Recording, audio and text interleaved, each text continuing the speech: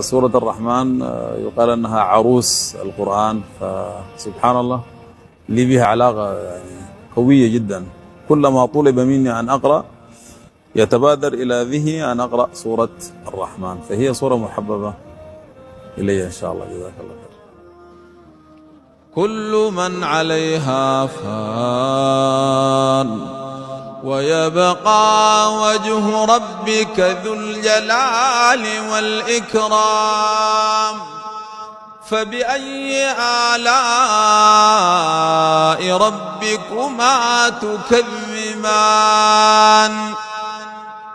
يسأله من في السماوات والأرض كل يوم هو في شأن، فبأي آلاء ربكما تكذبان؟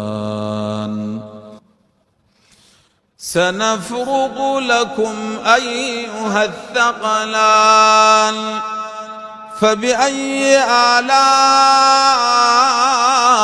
ربكما تكذبان؟ يا معشر الجن والإنس إن استطعتم أن تنفذوا من أقطار السماوات والأرض فانفذوا، لا تنفذون إلا بسلطان.